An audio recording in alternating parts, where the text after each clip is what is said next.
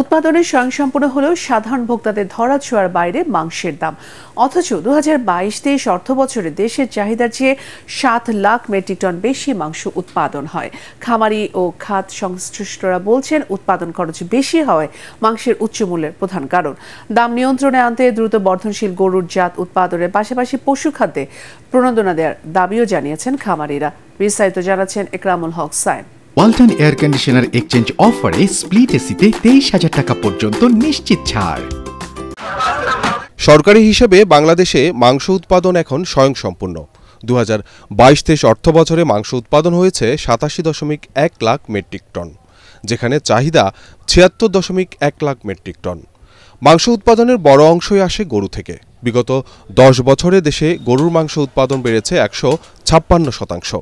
কিন্তু দক্ষিণ এশিয়ায় বাংলাদেশে মাংসের দাম সবচেয়ে বেশি। প্রশ্ন হলো, উৎপাদন ও সরবরাহ বাড়লেও সাধারণ ভোক্তাদের নাগালের বাইরে কেন মাংসের দাম?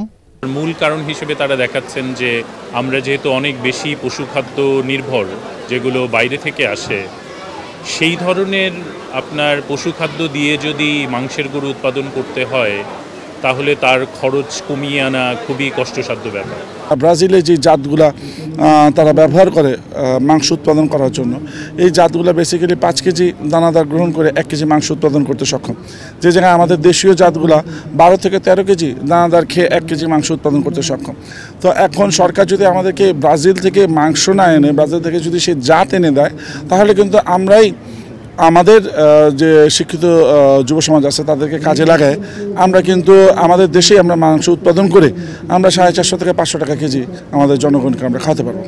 বর্তমানে খামারিরা ফিজিয়ান ও শাহিওয়াল ক্রস, রেড চিটাগাং এবং স্থানীয় বিভিন্ন জাতের গরু লালন পালন করছে।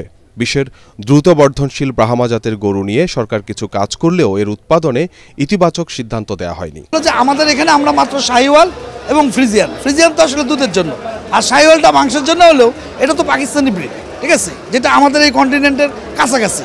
আমরা চাই আরও উন্নত New Zealand, USA, Brahma, Angus, blue, এই জাতীয় ব্রিড নিয়ে আসতে, যেগুলো আসলে আরও অনেক বড় বিগত দেবে। দেখা যাবে যে 6 মাসেই একটা গরু যে পরিমাণ হয়ে যাচ্ছে, সেটা আসলে অনেকের চাহিদা পূরণ করতে পারবে। আমাদের দেশে যেই উৎপাদন হয় গোখাদ্যের, তার সঙ্গে সামঞ্জস্যপূর্ণ আমাদের জাত, এবং এটা কিন্তু একটা বড় জিনিস যে আমরা চাইলেই অনেক বেশি উৎপাদনশীল জাতকে প্রমোট করতে পারবো না, কারণ সেটার জন্য প্রয়োজনীয় যে খাবারের রিসোর্স প্রয়োজন, সেটার একটা বড় ঘাটতি আছে, এবং সেই ঘাটতি থাকলে আমাকে হয়তো তখন আমদানি নির্ভর জিনিসের উপরে ডিপেন্ড করতে হবে। সাদা কালো গরুর সাথে আমাদের লোকাল গরুর যে সংমিশ্রণটা, সংকরায়ন হয়ে এই লোকাল ফ্রিশিয়ান মিলে যে সংকর জাতটা এখন অধিক উৎপাদনশীল গরুর মধ্যে এরাই হলো মেইন স্ট্রিম, অর্থাৎ মূল স্রোত। এটা এই গরুগুলা কিন্তু দুধও যেমন ভালো, আবার মাংস উৎপাদনেও কিন্তু ভালো, দ্রুত বর্ধনশীল কিন্তু এগুলো।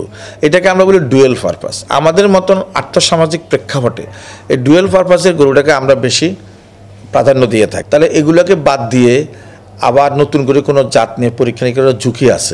বাংলাদেশে বর্তমানে 1 কেজি মাংসের উৎপাদনে খরচ পড়ে 550 থেকে 600 টাকা পর্যন্ত। খামারি ও সংশ্লিষ্টরা বলছেন, দাম কমাতে হলে গরুর খাবার তালিকায় পরিবর্তন এনে কমাতে হবে উৎপাদন খরচ। ঘাস এবং ফডার একসাথে মিশিয়ে খাওয়াবেন। ফডার মানে সেটাও ঘাস জাতীয়ই, সেটা হলো লিগুমিনাস প্ল্যান্ট। সেটা যখন মিক্স করে খাওয়াবেন, তার যে মাংসের কোয়ালিটি হবে, এটাকে আমরা লিন মিট বলি, চর্বি ছাড়া। যখনই আপনি এটাকে রিপ্লেস করে দানাদার খাওয়াবেন, তখন মাংসের চর্বি জমবে, যে সেই চর্বিটাই হচ্ছে মানুষের বক্ষণের জন্য ঝুঁকি। তো সুতরাং আমরা দুই দিকে কিন্তু, একদিকে সাশ্রয়ী হচ্ছে, আরেকদিকে উৎকৃষ্ট মাংস হচ্ছে এবং উৎকৃষ্ট দুধ হচ্ছে।